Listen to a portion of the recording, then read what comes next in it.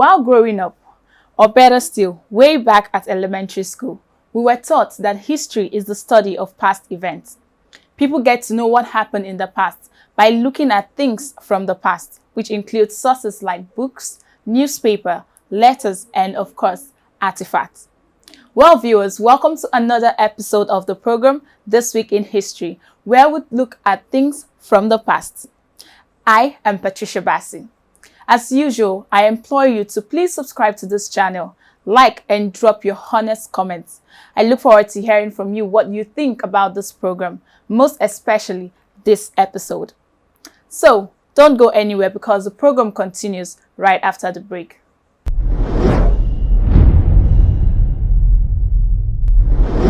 May 16, 2006, the Nigerian Senate rejected a constitutional amendment that would have allowed President Olusegun Obasanjo to run for a third term in office in 2007. The proposed amendment needed 2/3 of the vote to pass in Nigeria's federal and regional parliaments.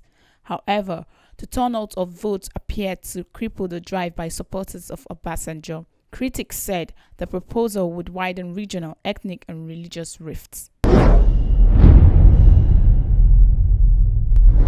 May 17, 1865, the International Telegraph Union (ITU), later called the International Telecommunication Union, was established. ITU was founded in Paris in 1865 as the International Telegraph Union, and it took its present name in 1932 and in 1947 became a specialized agency of the United Nations. Its activities include maintaining order in the allocation of radio frequencies, setting standards on technical and operational matters, and assisting countries in developing their own telecommunication systems.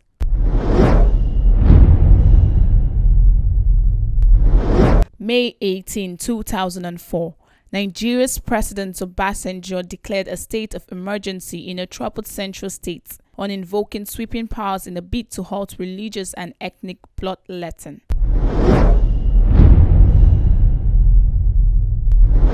May 19, 2006. Nigeria sold to a state-owned Chinese group licenses to explore 4 oil blocks, underlining Beijing's increasing drive for energy resources. In exchange for the drilling rights, China agreed to invest $2 billion in northern Nigeria's Kaduna refinery. The Movement for the Emancipation of Niger Delta, MEND, rejected the claim and described the allocation as a bribe.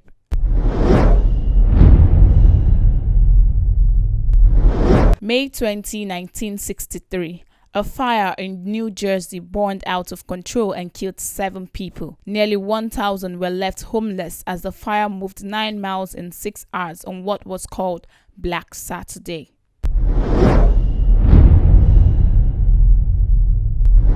May 21, 1932. Amelia Earhart becomes the first woman to make solo non-stop transatlantic flights. 5 years to the day that American aviator Charles Lindbergh became the first pilot to accomplish a solo non-stop flight across the Atlantic Ocean, female aviator Amelia Earhart becomes the first pilot to repeat the feat, landing her plane in Ireland after flying across the North Atlantic. Earhart traveled over 2,000 miles from Newfoundland in just under 15 hours. Unlike Charles Lindbergh, Earhart was well known to the public before her solo transatlantic flight. In 1935, in the first flight of its kind, she flew solo from Wheeler Field in Honolulu, Hawaii to Oakland, California, winning a $10,000 award posted by Hawaiian commercial interests.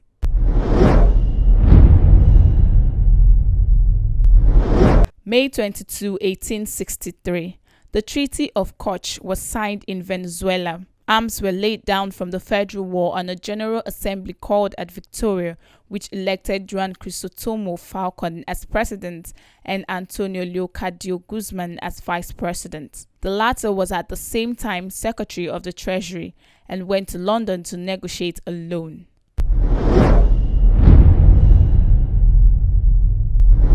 May 22, 1990. South Yemen and North Yemen are unified as the Republic of Yemen. After 150 years apart, Marxist South Yemen and conservative North Yemen are unified as the Republic of Yemen.